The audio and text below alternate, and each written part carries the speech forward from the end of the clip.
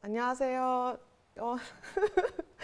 어, 시원하다의 김시연 감독이자 작가인 김시연입니다. 제가 지금 너무 떨려가지고 일단은 오늘 저희가 이제 그 캐널에서 제가 이렇게 좋은 기회로 라이브로 여러분들한테 어떤 수업을 드리면 좋을지 좀 고민을 해봤는데, 오늘 저는 이제 제가 진행하는 주제는 누구나 쉽게 따라할 수 있는 스튜디오 사용 팁이라고 해서, 사실은 이제 좀 전문적으로 카메라 이론이라던가 조명의 사용법이나 이런 거를 공부하고 싶으신 분들은 사실상 이제 좀 나만의 스튜디오를 차리고 싶으신 분들에게 가장 유용한 팁일 것 같아서, 제가 일단 주제는 나만의 스튜디오를 차리고 싶으신 분들에게 누구나 쉽게 따라할 수 있는 스튜디오 사용 팁을 알려드리는 걸로 하겠습니다. 일단 저희가 오늘 진행할 컨텐츠는 인사 및 소개를 할 거고요. 그 다음에 기본적인 카메라 이론에 대해서, 그리고 스튜디오를 구성하는 요소가 어떤 것인지, 그리고 조명과 카메라를 연동해서 촬영하는 거, 그리고 카메라를 컴퓨터와 연동해서 실시간 확인하는 프로그램과 방법, 그리고 구성된 스튜디오에서 다양한 앵글로 인물 촬영하는 것에 대해서 이야기를 드릴 거고요. 그리고 찍은 사진에서 A컷을 추출해 나가는 방법, 마지막으로 Q&A를 시간을 좀 가지면서 여러분들과 좀 소통할 수 있는 그런 기회를 갖도록 하겠습니다. 일단은 인사부터 하자면은, 저는 중앙대학교 사진학과에서 재적을 당했고요. 일단 그래도 사진학과 전공이라서 어느 정도 이론과 숙지는 되어 있고, 현재는 이제 사진관을 운영한 지 5년 차 된 사진 작가이고, 제가 좀 실제로 실전에서 사용했던 좋았던 팁들, 이런 것들을 오늘 좀 알려드리려고 여기 나왔습니다. 자, 첫 번째로 기초 지식인 기본적인 카메라 이론에 대해서 진행할 예정이에요. 여러분들 사실 카메라 사도 이제 조리개, 셔터 스피드, ISO 이게 어떤 말인지 잘 모르시겠죠. 그래서 제가 만약에 여러분들이 배운다고 하면 어떻게 가르쳐 드리는 게 더 편할지 생각해서 최대한 쉽게 한번 이야기를 해보려고 해요. 일단은 카메라를 이루고 있는 요소는 그러니까 적정 노출값을 만들어 나가는 것은 총 3가지를 가장 주로 생각하는데, 그것이 바로 조리개, 셔터 스피드, 그리고 ISO라는 걸로 이루어져 있고, 처음으로 이제 조리개란 무엇일까에 대한 이야기를 먼저 드려보겠습니다. 일단 조리개는 여러분 다 같이 읽어볼게요.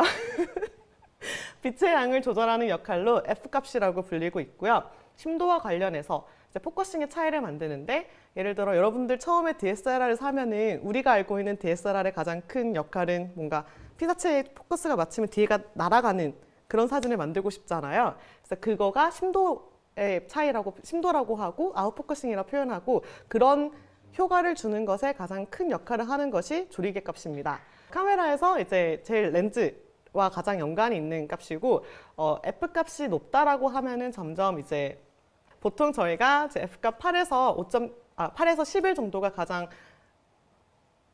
중간 수치라고 표현을 하고 있고, 그거보다 숫자가 적어질 때는 조리개를 개방한다, F 값이 낮다, 또는 아웃포커싱이 된다, 심도가 얕다, 이런 식으로 단어들로 설명을 하고 있고, 숫자가 낮아질수록 뒤에 인물과 배경의 차이가, 그러니까 블러 처리가 되면서 조금 더 흐려지는 형태가 나타나게 되는 게 조리개 값이 열리는 것. 그리고 조리개를 조인다 또는 F값을 올린다, 펜포커싱을 찍는다, 심도가 깊다, 이게 다 같은 말이고요. 수치는 보통 F8을 기준으로 그거보다 높을지 그러니까 조리개가 높은 수치, 그거보다 낮을 때는 조리개가 낮은 수치라고 표현을 하고 있습니다. 그래서 보통 풍경 사진을 찍거나 여행을 갔을 때 풍경과 인물이 날아가지 않고 다 찍고 싶은 경우에는 조리개를 쪼여서 찍고, 좀 배경이 지저분한 경우에 배경을 깔끔하게 정리를 하고 싶어서 배경이 날린다 했을 땐 조리개를 열어서 찍는 거고, 보통 드라마 촬영이라던가 영화 촬영 보면은 인물 뒤에 이제 아웃포커싱이 되어서 뿌옇게 날아가고 좀 더 드라마틱한 효과를 주는 것들이 F값이 작을 때 나타나는 효과입니다. 다음 설명을 한번 드려볼게요. 셔터 스피드란 무엇일까? 셔터 스피드는 이제 사진에서 찰칵하는 그 속도를 이야기를 하는 건데요. 보통은 이제 핸드헬드 기준으로 저희가 카메라를 손으로 들고 사진을 찍을 때 제일 안정적인 속도는 사실 빠를수록 그렇지만, 가장 기본으로는 125분의 1초 정도를 두고 핸드헬드로 찍었을 때 사진이 잘 안 들리고 나올 수 있다고 표현을 해요. 그랬을 때 요거보다 느린 값들은 전부 다 좀 셔터 속도가 느리다고 표현을 하고, 이거보다 그러니까 빠른 값들은 셔터 속도가 빠르다고 하고, 셔터 속도가 올라갈수록 사진 찍히는 속도가 빠르고 사진이 흔들리지가 않고요. 그리고 요 값보다 조금 느릴수록 사진 속 찍히는 속도가 느려지고 흔들리고 장노출이라고 표현을 해요. 근데 이런 거는 어떨 때 주로 쓰이냐면은 보통 여러분들 그 우유 광고 찍었을 때 이제 우유에 물방울 통 떨어뜨려서 막 왕관 모양 나왔을 때 그 순간의 찰나를 찍는 거, 막 1000분의 1초, 3000분의 1초, 뭐 10,000분의 1초까지 그렇게 찍을 때 순간에 캡처를 하는 형태가 셔터 속도가 빠른 거. 그리고 보통 은하수 촬영이라던가 별을 찍는다거나 뭐 오로라 같이 작은 빛을 오랫동안 담아서 찍어야 되는 촬영에서는 보통 15초나 뭐 10초 이렇게 오랫동안 장노출로 촬영을 하거든요. 그런 경우에 셔터 스피드를 느리게 사용을 하고 있어요. 그래서 결과적으로 셔터 스피드는 셔터가 열리고 닫히는 속도를 의미하는 겁니다. 그 다음에 ISO란 무엇일까?인데 이제 ISO란 그냥 제일 쉽게 말하자면 사진의 화질을 결정하는 요소이고요. 센서가 빛에 반응하는 민감도를 의미하며 이제 ISO는 화질을 결정하는 요소입니다. 그리고 보통은 이제 최고 화질을 뽑아내기 위해서 ISO 숫자가 제일 낮을수록 결과적으로 가장 입자가 곱고 저감도에 이제 노이즈가 없는 그런 깔끔한 사진이 ISO가 숫자가 낮은 사진이고, 요즘은 카메라들이 워낙 기술이 좋아져가지고 사실은 ISO 6400까지는 무리 없이 이제 노이즈가 끼지 않는다고 하는데, 보통은 1600에 3200 이상에 들어갈 때는 이제 사진에서 살살 이렇게 노이즈가 끼기 시작하면서 이제 고감도의 입자가 거친 사진이고 좀 자글자글한 형태로 표현이 돼요. 근데 우리가 왜 좋은 화질로 찍으려고 하냐면, 예를 들어 저희 사진관 같은 경우 이제 인물을 보정하거나 리터칭을 할 때 사진 자체에 노이즈가 껴있으면 그 노이즈 때문에 뭐 피부를 잡는다거나 할 때 조금 그러니까 틀어지거나 그걸 디테일하게 잡아내지를 못하거든요. 그래서 이제 좋은 화질일수록 사진을 저희가 보정하거나 색감을 틀거나 할 때 사진의 열화가 적고, 그리고 감도가 높은 사진일수록 사실은 뭔가 크게 만질 수 없는 사진이라고 생각해 주시면 될 것 같아요.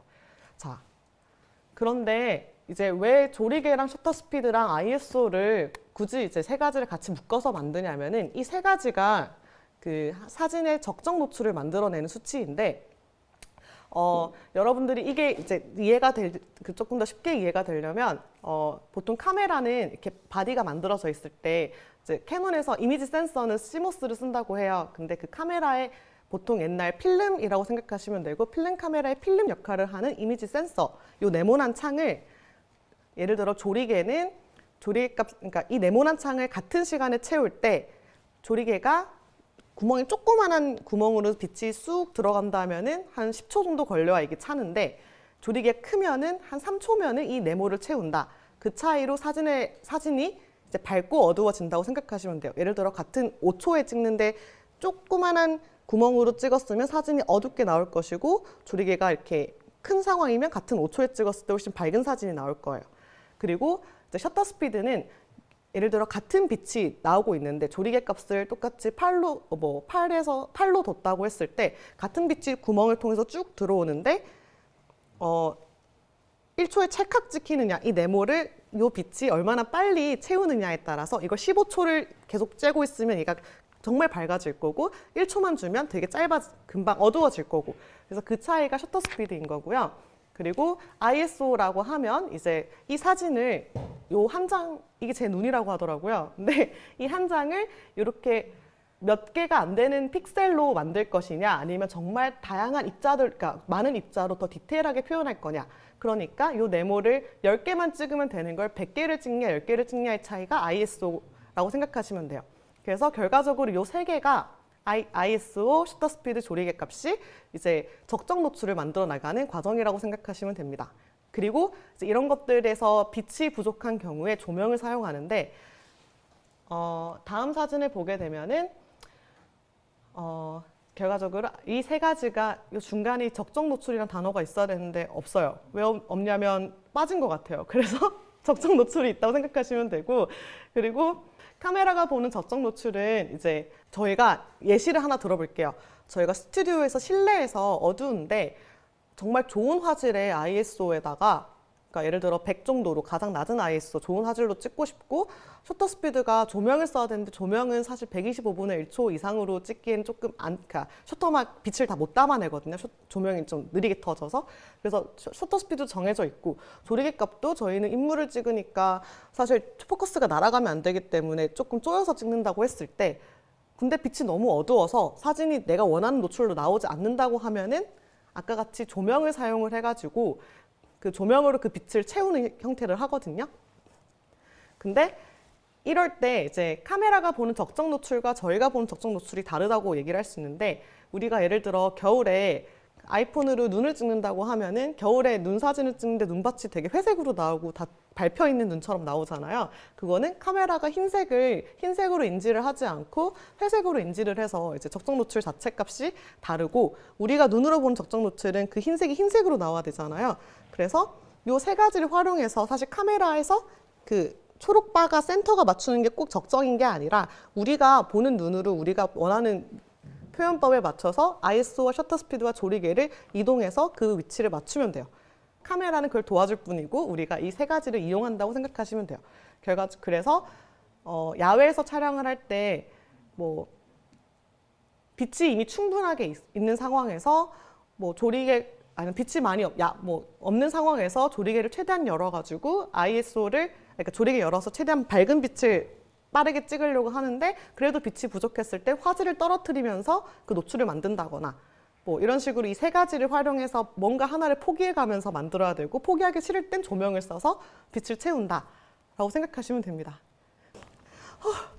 자, 스튜디오를 구성하는 요소에 대해서 설명을 할 건데, 저희가 이제 어떤 카메라 바디와 렌즈를 사용할 것인가, 이거는 여러분들에게 항상 가장 좀 고민되는 지점일 거라고 생각을 해요. 또한 이제 스튜디오 내 거를 차리고 싶은데 난 조명은 어떤 걸 사용해야 되고, 막 거기에 부가적으로 설명되어 있는 조명 액세서리가 무슨 뜻인지에 대해서 오늘 간략하게 설명드리려고 합니다.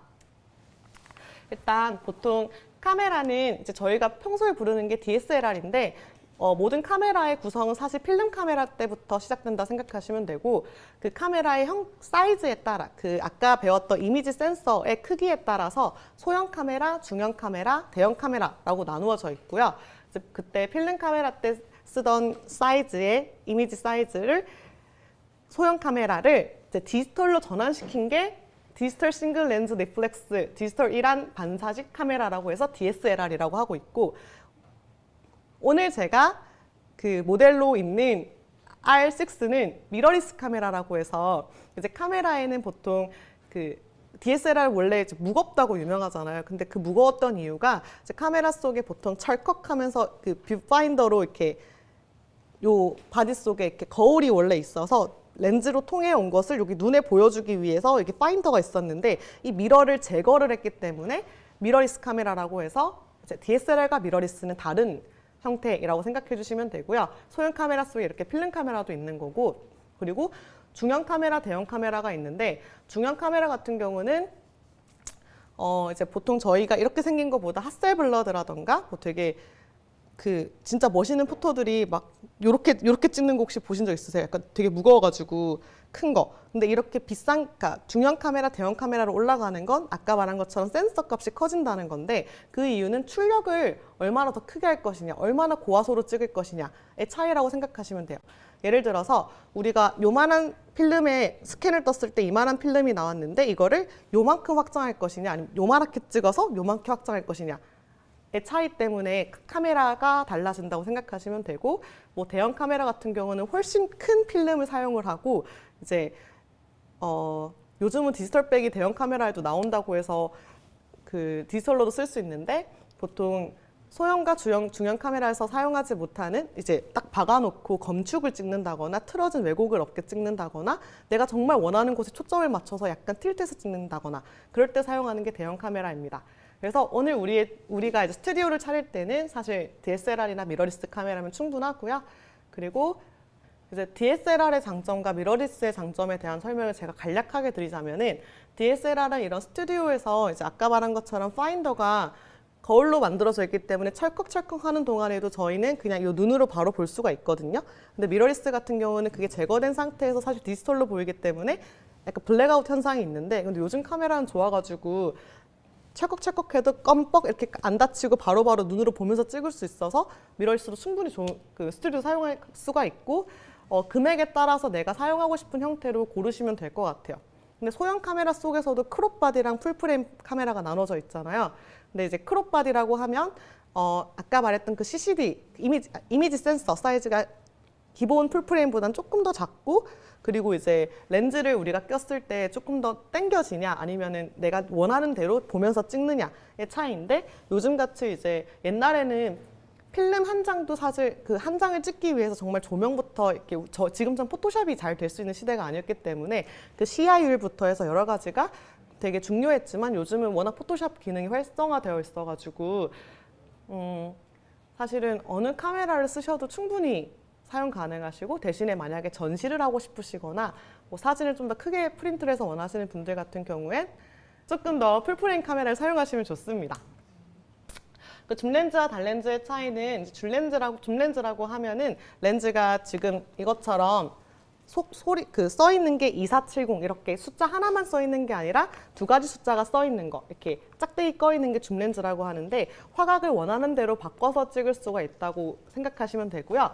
단렌즈는 뭐 100mm, 85mm 이렇게 딱 숫자 하나만 써 있고 내가 원하는 각도, 그러니까 화각에 맞춰서 그 렌즈만 쓰는 거예요. 근데 이 두 개를 왜 그럴 거면 줌렌즈 쓰지 왜 단렌즈를 쓰냐 했을 땐 줌렌즈는 렌즈가 바뀌어가면서 안에 광학을 맞춰야 되기 때문에 사실 조금 더 색수차라던가 뭐 렌즈 왜곡이라던가 이런 게 잘 잡히지 않는다고 통상적으로 알고 있고 단렌즈는 그 화각에 맞춰서 렌즈가 만들어졌기 때문에 조금 더 원하는 앵글에서 훨씬 더 깔끔하게 찍을 수 있다고 생각하시면 돼요.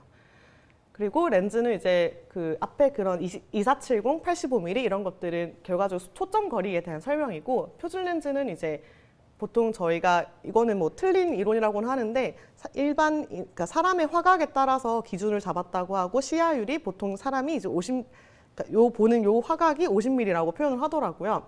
근데 이 초점 거리에 따라서 이제 표준은 보통 50mm라고 하고 이거보다 숫자가 낮을 경우 광각 렌즈라고 하고 이거보다 숫자가 높을 경우에 망원 렌즈라고 표현하고 있어요. 그리고 대신에 망원 렌즈 같은 경우는 초점 거리가 85mm, 100mm 그러니까 그 초점을 맞출 때 85mm보다 가까우면 띠릭하고 안 맞춰지는데 마크로 렌즈라는 건 그거보다 더 가까이 가도 사진을 찍을 수가 있어서 이제 망원 렌즈에 마크로 렌즈라는 기능이 있고 예를 들어서 이런 키보드를 찍는데 여기서 찍는 게 아니라 진짜 당겨서 이렇게 디테일한 걸 찍고 싶을 때는 마크로 렌즈를 사용하셔야 되는 거고 멀리서 인물 찍으실 때는 망원 렌즈면 충분합니다.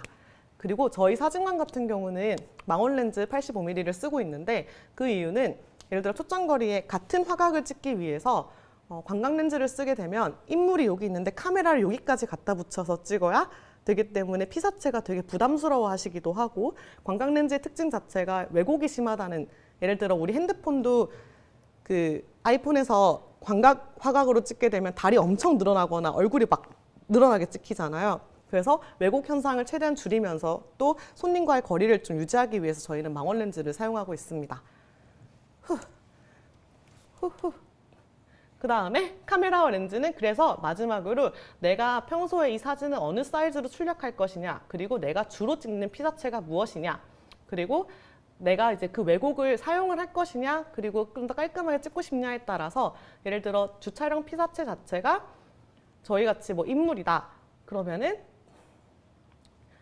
그러니까 인물이고 왜곡을 최대한 적게 하고 싶다면 망원 렌즈를 추천하고 그리고 약간 풍경을 찍는다거나 좀 넓은 화각을 사용하고 싶다고 하면은 광각 렌즈를 쓰시고 그런데 이제 저희가 그러니까 전시라던가 크게 출력하지 않아서 그 디테일한 화각 그 광각 그러니까 줌 렌즈의 왜곡 요소들이나 색수차가 크게 사실 눈으로 보이지 않거든요. 저도 말만 들었지 찍는다고 해서 크게 못 느끼는데 그게 중요하지 않으신 분들은 줌 렌즈도 충분히 괜찮으시고요. 그리고 출력 사이즈에 맞춰서 크롭 바디나 풀프레임 고르시면 됩니다. 그 조명 가격은 어디서 차이가 나느냐인데 보통 조명 보면은 되게 브랜드도 다양하고 금액이 되게 저렴한 것도 있고 되게 비싼 것도 있거든요. 예를 들어 어떤 모델은 막 같은 광량에서 한 30만 원짜리도 있는데 어떤 거는 막 몇백만 원짜리도 있고 그럼 그 두 개의 차이가 무엇이냐에 대해서 설명을 드릴 건데 첫 번째는 이제 듀레이션이라고 해서 피칭 속도에 대한 차이가 있어요. 예를 들어 저렴한 조명들은 사진이 찍을 때 번쩍 이렇게 찍혀서 아까 말한 것처럼 셔터 스피드를 125분의 1초보다 빠르게 했을 때 셔터막이 걸려서 번쩍하는 속도를 그러니까 조명이 따라가지를 못하고 천천히 인물 찍을 때만 사용 가능한 게 좀 저렴한 모델일 것이고요. 그리고 예를 들어 우리가 화장품 광고를 찍는데 물 튀기는 거 이런 걸 조명 터트렸을 때 같이 번쩍하고 막 1000분의 1초, 3000분의 1초로 그 조명과 함께 찍고 싶을 때는 그 듀레이션 피칭 속도가 그 속도를 따라올 수 있는 고속 동조가 되는 조명을 사용해야 되고, 사실 이게 이제 가장 그 비싼 조명들의 장점이라고 들었고요. 그리고 조명의 파워. 예를 들어서 저희 조명 같은 경우는 저희 스튜디오에서는 포맥스 E600을 쓰고 있는데, 이제 뒤에 보통 벤츠 S클래스, 벤츠 맞나? E클래스 이런 식으로 앞에 붙듯이 그 E나 보통 모든 모델들이 비슷하던데 E나 D나 이런 것들은 그 라인을 말하는 거고, 뒤에 숫자 600, 1000, 뭐 2000 이런 것들은 그 조명의 파워에 대한 설명이에요. 근데 조명의 파워가 왜 필요하냐면 조리개를 조그만한 USB 같은 걸 찍을 건데, USB가 초점이 나가면 안 되고 당겨서 초점이 나가지 않게 누워있는 친구를 여기서부터 여기까지 초점을 다 맞춰야 되는데, 그럼 조리개를 거의 32, 64까지 조여가지고 찍는데, 그때 빛이 너무 약할 거 아니에요. 그 조그마한 구멍으로 사진을 찍어야 되니까 그때 조명이 엄청 세게 터져줘야 우리가 생각한 적정 노출을 찍을 수 있는데, 조명 파워가 약하면 그게 따라오질 못하기 때문에, 그래서 조리개 값을 좀 조명 파워가 셀수록 저희가 유동적으로 사용할 수 있다는 장점이 있고요. 세 번째는 색 일관성이라고 해서, 보통 이제 만약에 여권 사진 뭐 출장 나가셔가지고 한 번에 400명, 500명을 찍으신다 그랬을 때 조명이 이제 저렴한 조명들은 뭐 찍을 때마다 색 온도가 살짝씩 바뀌더라고요. 근데 비싼 조명은 색 일관성이 있어서 이제 400장을 찍고 한 번에 그 필터 입혀서 렌더링 쭈르륵 돌리면은 되는 건데, 같은 조명값에서 찍어가지고. 근데 색 온도가 바뀌면 한 장 한 장 보정을 해야 되기 때문에 그거에 대한 차이, 사진 속도는 한번 번쩍하고 난 다음에 얼마나 빨리 그 충전이 되느냐, 그리고 사진을 몇 번 찍을 때까지 요 조명 퓨즈가 안전하게 가느냐, 그리고 내가 본 빨간색을 얼마나 똑같이 빨간색으로 재현해 주느냐, 요 차이로 조명 가격이 차이가 난다고 생각하시면 됩니다. 근데 이제 저희 스튜디오는 인물을 찍기 때문에 그 소통이 가능한 대상을 찍고 있기 때문에 빠르게 찍지 않아도 되고, 조명 파워도 조리개를 8 정도이기 때문에 사실 그렇게 높은 조명 파워를 쓰지 않아도 되고, 한 장 한 장 보정을 하기 때문에 색 일관성도 크게 중요하지가 않고요. 사진 속도도 하나 둘 셋 찰칵, 하나 둘 셋 찰칵 이렇게 찍기 때문에 사진 속도가 그렇게 빠르지 않아도 되고, 뭐 그런 상황에서 저희는 포맥스 조명을 잘 쓰고 있고요. 앞으로도 잘 쓸 예정입니다.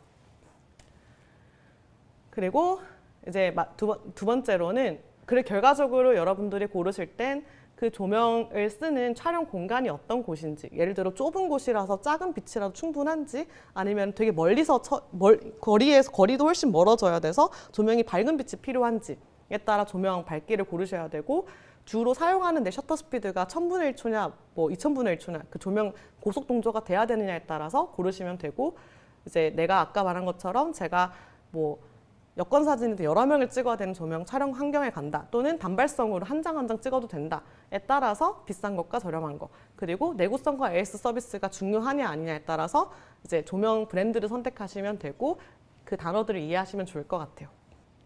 자, 이제는 여러분 심심하셨겠지만 이제부터는 좀 더 실전 촬영에 넘어가겠습니다. 저희 작가님들 등장해서 좀 도와주실까요?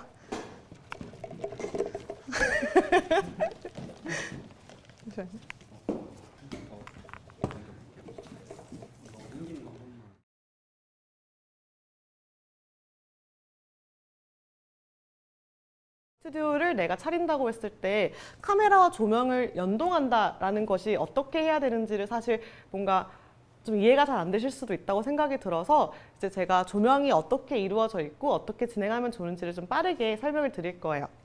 일단 조명을 구성하는 요소에서는 지금 보시면은 이제 스탠드, 그래서 보통 스탠드도 종류가 다양한데 해당 스탠드는 A 스탠드라고 부르고 있고, A 모양으로 생겼다고 해서 A 스탠드, 그리고 보통 C 스탠드나 뭐 붐 스탠드 다양하게 있는데, 스튜디오에서는 A 스탠드도 충분히 촬영 가능하시고, 대신에 이제 A 스탠드를 펴는 법은 이렇게 90도가 되도록, 딱 A 모양이 되도록 여기를 90도로 맞춰주셔야지 저희가 튼튼하게 세울 수 있다고 해서, 보통 사진하는 사람들은 저거 안 맞춰져 있으면은 못 맞췄네 이렇게 하거든요. 그래서 여러분들은 꼭 방금 이거 들으셨으니까 스탠드 피실 때는 저걸 90도로 맞춘다만 고려해 주시면 되고, 두 번째로는 이제 이걸로 높이를 조절을 하는데, 스탠드 높이는 1단이냐 2단이냐에 따라서 높이 조절이 크게 달라지고, 그리고 항상 유의하실 게, 스탠드는 높이 올라갔을 때 펑 떨어져서 저도 손톱을 다친 적이 되게 많았어요. 그래서 그 조명 이거 조이는 거 항상 끝까지 조여서 탄탄하고 안전하게 사용할 수 있도록 쓰시면 되고,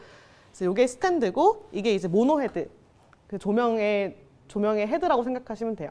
지금은 이 브랜드가 제가 자주 쓰는 포맥스 브랜드이고, 이제 이 라인에 광량이 600짜리인 조명을 쓰고 있다고 생각해 주시면 되고요. 이 헤드에 이제 앞에 어떤 액세서리를 끼우냐에 따라서 이제 조명이 빛이 달라지는데, 가장 크게 확인할 수 있는 육안으로 보여지는 차이점은 눈동자의 캐치라이트에 보통 사진 찍었을 때 눈이 반짝반짝하게 찍히잖아요. 그거를 요게 옥타 이렇게 조금 동그라미 모양이면 동그라미로 잡히고, 사각 소프트박스면 네모로 잡히고, 뭐 어떤 액세서리를 다냐에 따라서 조명의 빛을 모을 수도 있고 퍼뜨릴 수도 있고, 이거는 이제 그거의 용도에 맞춰서 액세서리를 고르시면 되고요. 그리고 여기까지가 이제 조명이 이루어져 있는 요소, 그리고 이거는 파워선이에요. 선은 보면 아마 꼽는 건 전혀 무리 없이 이게 파워 꼽는 거다라고 바로 보실 거니까 크게 문제 없으실 거고,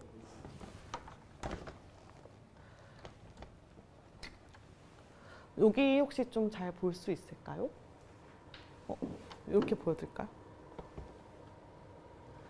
그래서 이거를 보시면 이거는 조명의 지금 이제 이건 E 버전이라서 숫자가 일렉트로닉으로 보이기 때문에 저희가 조금 더 예를 들어 높이 있을 때 이게 다이얼로만 되어 있으면 이게 내가 어느 수치를 맞췄는지 모르는데 이렇게 숫자로 표기가 되니까 높이 있던 밑에 있던 보면서 우리 다이얼 조정을 할 수 있는 거거든요. 여기에서 모델이라는 거는 모델링 라이트이고요. 파워라는 건 이 조명의 파워를 설명해 주는 건데, 모델링 라이트는 뭐냐면 사진을 찍을 때 번쩍 할 때 이 모델링 라이트는 꺼지는데 촬영할 때 말고는 조명이 켜져 있지가 않잖아요. 그래서 어두운 환경에서 카메라가 AF로 포커스를 맞추기 위해서 빛이 필요할 때 그 빛을 밝혀주는 역할이 모델링 라이트라서 내가 어느 환경에 있냐에 따라 라이트를 조절해 주시면 될 것 같고, 그리고 모델링 라이트 너무 오래 켜고 있으면 얘가 터질 수도 있으니까 너무 최대 광량이라기보다는 중간 농도로 쓰시면 제일 오래 쓸 수 있으실 거예요. 그리고 파워는 이제 그 스튜디오 셋업 상황에 따라서 1부터 10까지 이 모델은 만들어져 있는데 저는 8 정도로 지금 오늘 촬영을 할 거고요. 그리고 모델링 라이트를 끌 거냐 킬 거냐의 차이, 그리고 셀이라는 건 빛 광동조를 이어서 내가 이제 이걸 번쩍할 때 옆에 조명도 같이 터지게 하는 용도, 그리고 빕은 내가 한번 찍을 때마다 차징됐다는 소리를 알려주는 역할, 그리고 테스트는 보통 숫자를 제가 8로 찍다가 5로 바꿨는데 지금 이미 또 8짜리에 힘이 차징이 되어 있는 상태라서 5로 다시 찍고 싶으면 테스트로 한번 터트려서 5만큼만 모아가지고 다시 찍을 수 있게. 그래서 테스트 각자 역할 이런 말들이 이렇게 이루어져 있고, 그 다음 제일 중요한 게 이제 이 동조예요. 이 동조는 해당 부분이 이제 동조기를 꼽는 곳이고, 작가님 혹시 카메라 좀 갖다 주실 수 있으세요?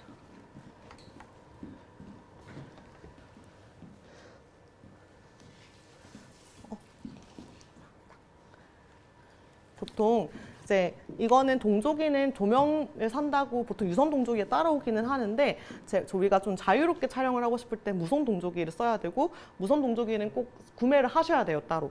그래서 저희는 보통 플래시 웨이브 SMDB 거 플래시 웨이브 3 모델을 쓰고 있고, 이 두 개가 이렇게 세트인데 하나는 발신부, 하나는 수신부예요.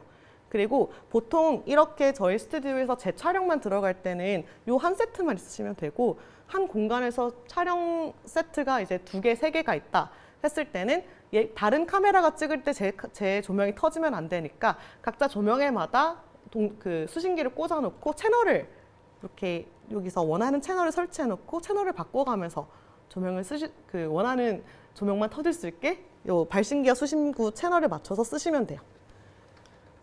그리고 저희는 그러면 이제 조명 동조까지 완성해 놓은 채로 이제 촬영으로 한번 넘어가 보도록 하겠습니다. 조명 좀 빼주시죠.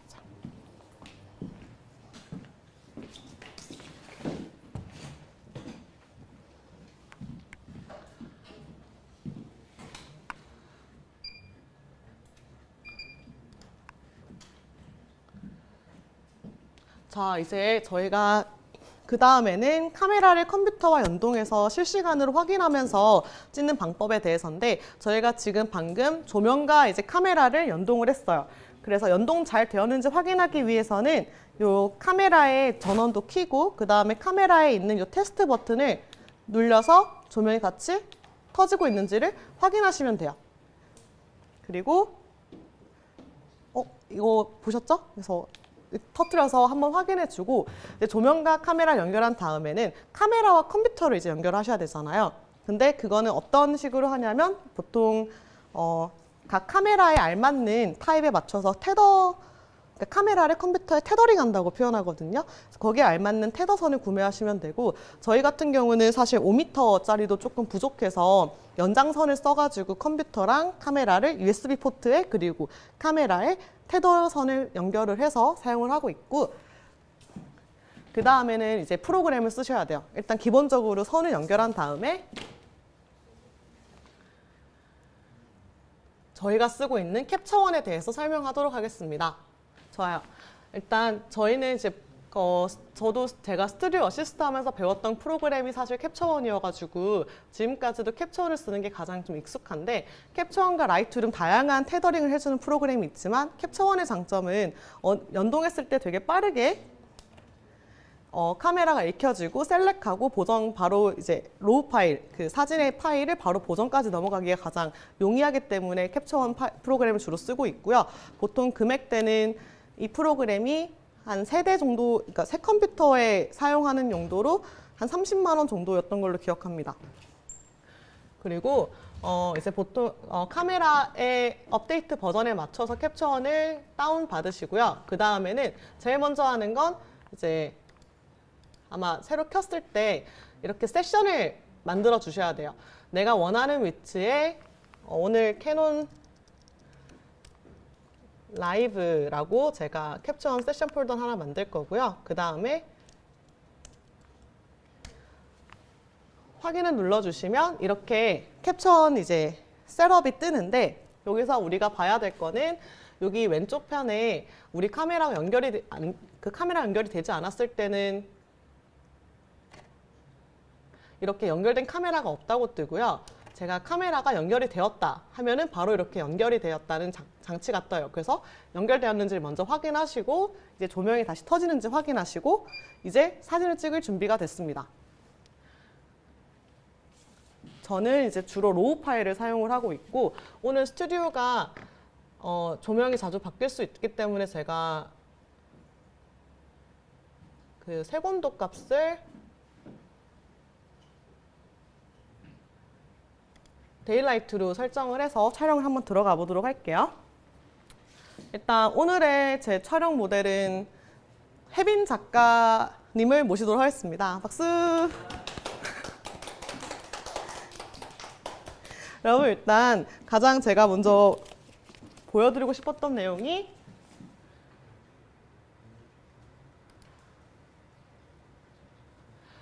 이제 광각 렌즈와 망원 렌즈의 아까 이론으로 배웠던 차이점을 실제로 이게 어떤 차이가 있는지를 제가 사용해서 렌즈 바꿔가면서 보여드릴 거고요. 그리고 아까 말했던 조명 액세서리를 바꿔가면서 이런 식으로 바꿀 수 있구나를 보여드릴 예정입니다. 그리고 그 전에 안녕하세요. 안녕하세요. 혹시 마이크 차셨나요? 네, 마이크. 안녕하세요. 안녕하세요. 오늘 작가님께서는 이제 제일 먼저 피사체가 있다고 하면 여러분들이 가장 좀 중요하게 생각할 거는 이 사람이 오늘 어떤 이미지를 사용하고 싶은지 어떻게 보여지고 싶은지에 대한 소통이 먼저 중요한데 제가 소통을 한번 해보도록 하겠습니다. 성함이 어떻게 되시죠? 저는 이제 지금 시원하다에서 같이 이제 작가로 근무하고 있는 혜빈 포토그래퍼입니다. 네, 안녕하세요. 혜빈 포토그래퍼님, 오늘은 이제 어떤 사진을 찍으려고 여기 오셨어요? 뭔가 조금 더 진짜 멋진 이제 작가다운 사진을 남기고 싶어서 프로필 사진을 찍으러 왔습니다. 오늘 멋있는 포토그래퍼 프로필을 찍으러 오셨다고 하셨는데 여러분 멋있는 포토그래퍼를 찍으려면 역시 캐논의 상징인 빨간 배경에서 멋있게 찍어봐야 또 잘 찍었다고 소문이 나잖아요. 그래서 저희가 이렇게 오늘 빨간 배경을 세팅을 했고 그러면은 멋진 포토그래퍼 프로필을 촬영하기 위해서 제가 좀 다양한 앵글들을 활용해가지고 한번 촬영을 도와드려 보도록 하겠습니다. 일단 모델님 한번 위치 잡아보시겠어요?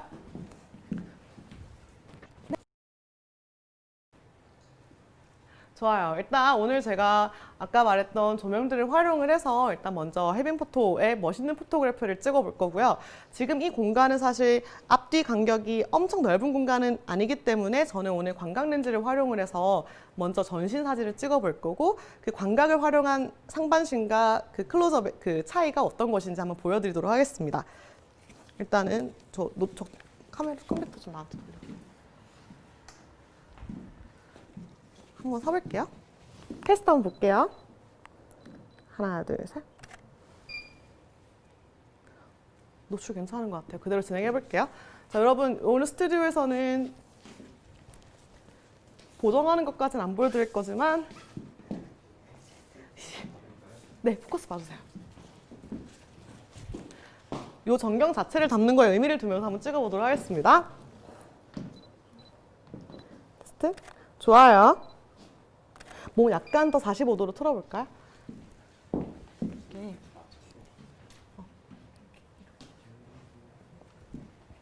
좋아요. 보통 여성분들 촬영하실 때 약간 정면에서 찍기보다 살짝 45도로 틀어서 찍으시면 좀 더 자세들이 편안하게 나오게 되고요. 손을 한번 좀 더 약간 그런 느낌으로 가볼게요. 그 다리를 조금 더 벌려서 살짝. 좋아요. 좋아요. 조금 더 클로즈업해서 광각으로 찍으면 느낌 나는 거 보여드릴게요.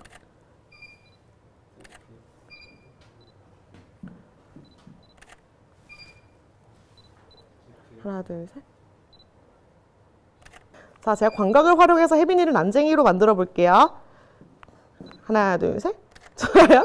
여러분 사진을 이렇게 찍으면 인물의 비율이 그래도 좋기는 한데 혜빈이가 조금 더 좋게 찍으려면은 광각일 때는 중간에다가 얼굴을 맞추고 웬만하면 다리를 좀 더 늘려준다 생각하고 찍으시면 좋고요. 저는 사실 인물보다 내려가서 언더에서 촬영하는 걸 크게 선호하지는 않은 편이에요. 그냥 같은 아이 레벨에서도 충분히 사진이 잘 나올 수 있는데 근데 만약에 언더로 가게 된다면 여성분들 같은 경우에 턱이 약간 그러니까 턱이 접힐 수도 있으니까 그게 부담스러운 경우가 있어서 그걸 고려해 가시면서 촬영하면 좋을 것 같고 우리 혜빈 작가는 턱이 멋있으니까 한번 턱 멋있게 들어볼까요? 좋아요. 좋아요. 이제 여기서 의자에 한번 앉아가지고 촬영 한번 들어가 볼게요.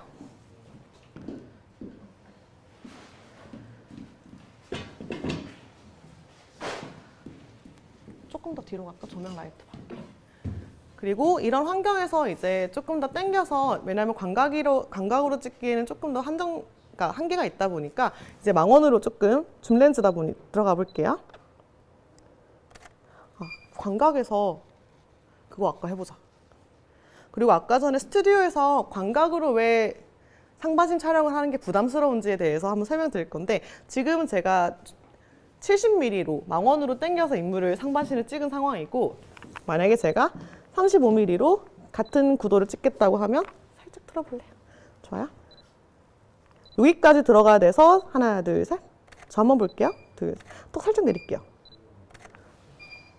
인물이 상당히 부담스러워할 수 있는 정도고 이제 망원으로 찍는다고 하면 하나, 둘, 셋. 좋아요. 이 정도 거리를 유지하고 대화를 하면서 찍을 수 있기 때문에 보통 조금 더 편안하게 촬영하실 수 있습니다. 이번에 망원에서 멋있게 한번 찍어볼게요. 망원 렌즈의 장점은 인물을 좀 다양하게 끌어낼 수 있고 좀 왜곡이 적게 그리고 인물을 내가 크롭하는 재미로 망원을 찍거든요. 한번 들어가 볼게요. 턱 살짝 들어볼까? 좋아요. 약간 45도? 좋아요. 한 번 더. 하나, 둘. 좋아요. 약간 이번에 다리를 좀 일어나서 해볼까? 일어났는데 의자에 좀 올려본다는 생각으로. 좋아요. 그렇게 됐을 때는 상반신과 다리 전반적으로 포즈가 좀 자연스러워지고요.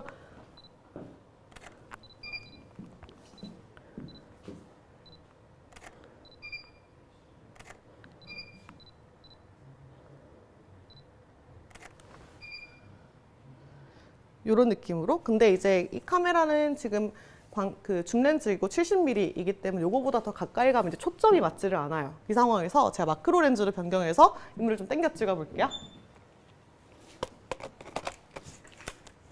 지금 저는 이제 100mm 마크로를 사용을 할 건데 이번에 미러리스가 나왔는데 보통 이제 카메라 기존 시리즈가 바뀌게 되면 렌즈 군도 다 바뀌게 되거든요.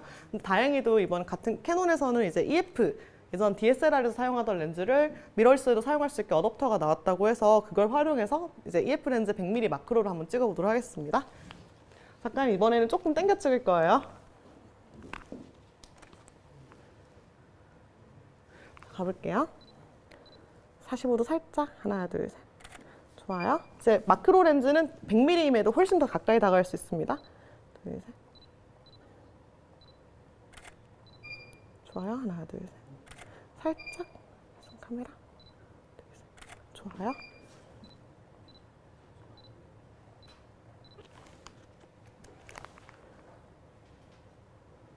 한번 하나 둘 셋. 약간 저 한번 봐볼까요? 하나 둘 셋.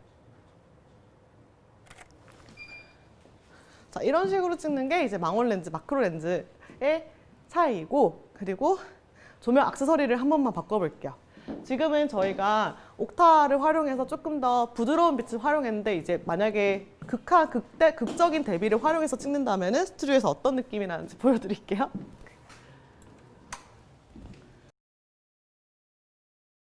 같은 경우는 되게 좁은 공간을 제가 원하는 스팟에 맞게 촬영을 할 수도 있고, 그리고 훨씬 더 강한 대비를 줘서 인물을 찍을 수 있거든요. 이 상태에서 한번 혜민 작가님 이제 조금 더 강렬하게 들어가 볼게요. 45도 한번 가볼게요.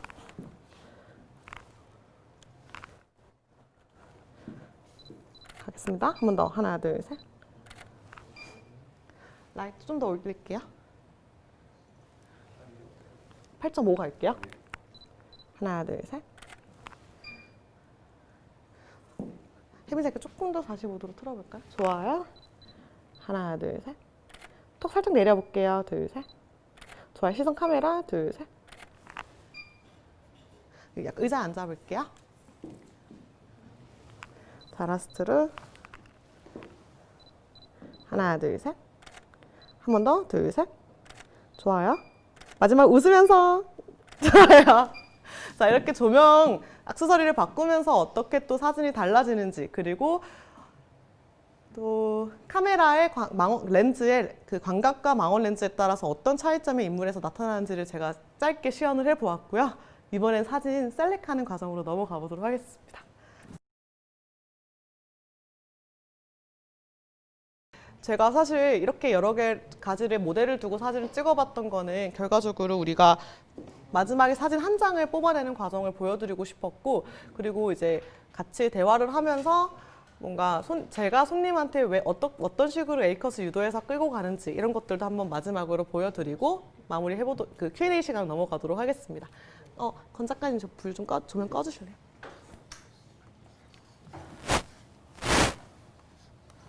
자, 일단은 안녕하세요. 촬영은 어떠셨어요? 너무 덥죠? 일단은 오늘 이제 아까 되게 멋있는 포토그래퍼의 프로필을 찍고 싶다고 하셔가지고 레드에서 좀 더 다양한 구도나 이미지를 활용해서 좀 촬영을 진행을 해보았고요. 그리고 오늘 제가 일단 1차적으로 우리 작가님께서 이미지가 잘 표현될 수 있는 느낌들을 먼저 셀렉을 해볼 건데, 우리 작가님께서는 사진을 보시기 전에 저랑 약속 한 가지만 하셔야 됩니다. 네. 저희 사진관의 가장 좀 유명한 멘트 있죠. 이제 원본은 본인 얼굴이 아니에요. 상처받으면 안 돼요. 믿습니까? 믿습니다. 네, 일단은 제가 이제 저희 시원하던 스타일로 찍기보다는 좀 다양하게 촬영을 했지만 제가 한번 싹 훑으면서 이미지가 활용하기 좋은 걸로 한번 같이 골라봐 드릴게요.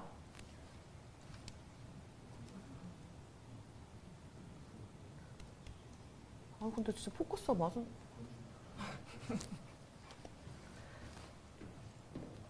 갈게요. 일단 광각 렌즈, 이런 거 너무 좋다.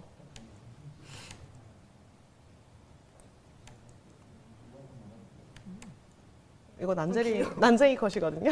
근데 그래도 비율이 너무, 근데 이것과 이거의 차이가 진짜 크죠? 되게 순해 보이네요. 항상 순하시잖아요.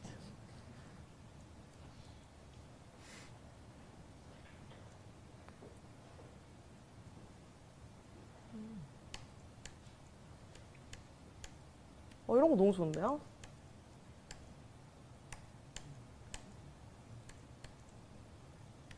멋있어.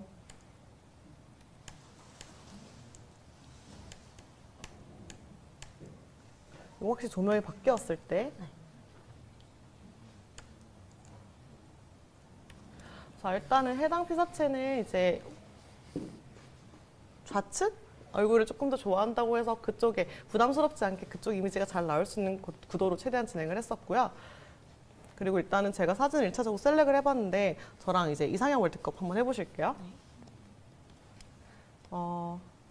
일단 1차적으로 사실 이제 한 셋업에서 찍은 게 아니라 다양한 구도를 바꿨기 때문에 한 장만 고르기는 되게 어렵지만 일단 제 생각에는 오늘 멋있는 이미지를 좀 강조한다고 했을 때 사실 좀 너무 왼쪽 같은 정적인 이미지보다는 좀 더 다이나믹한 이미지가 훨씬 표현하기 좋다 생각하는데 우측 어떠세요?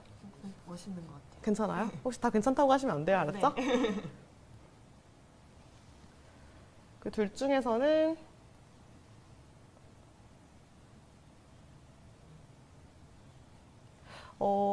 우측 왼쪽은 오히려 근데 그 왜곡을 되게 많이 활용해서 인물을 좀 틀어지게 촬영을 했지만 근데 확실히 시선이 정면을 바라보니까 조금 더 전문적이고 포스 있다는 게 느껴져서 이 상태에선 저는 우측이 조금 더 마음에 드는 것 같아요. 괜찮으세요? 네. 이 두 장에서는 확실히 노출값 때문에 왼쪽이 더 좋은 것 같습니다. 그리고 이 두 개. 작가님께서는 어떤 이미지가 조금 더 마음에 드세요?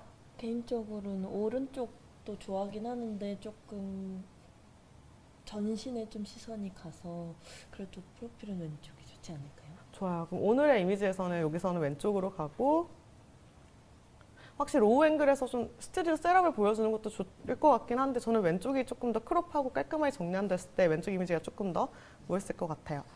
그리고 이거 너무 멋있다. 오른쪽은 지금 작가님이 가지고 있는 눈빛이나 액세서리라던가 표정, 이미지들 뭐 오늘 좀 표현하고 싶었던 것들이 잘 표현된 것 같고 왼쪽은 진짜 좀 우아한 이미지거든요. 오늘 어떤 이미지의 해빈으로 집에 가시겠어요? 저는 조금 더 멋진 컨셉으로 가고 싶습니다. 그쵸. 멋있는 여성으로 제가 같이 끌어보도록 하겠습니다. 이것도 멋있다. 여러분들은 왼쪽이 좋아요? 오른쪽이 좋아요?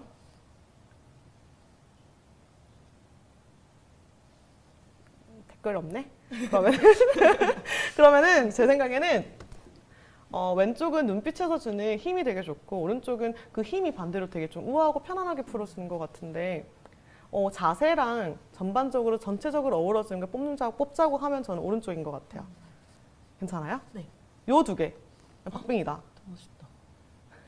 건 작가님은 뭐가 더 좋으세요? 저는 오른쪽이. 오른쪽이요? 왜요? 어깨 선과 시선 처리와 턱선이 괜찮은데요. 왜 작가님께서 잘 뽑아주셨던 부분이 확실히 어깨선과 턱선과 시선 처리가 조금 더 오히려 정면을 보지 않았음에도 좀 부드럽고 멋있게 표현됐다고 해서 우측으로 가볼게요. 여기서는 근데 좀 저희가 시원하다 익숙한가 봐요. 안정적인 구도가 결과적으로 뽑게 되는지 모르겠어요. 일단 이 상황에서는 저도 왼쪽. 괜찮으세요? 네.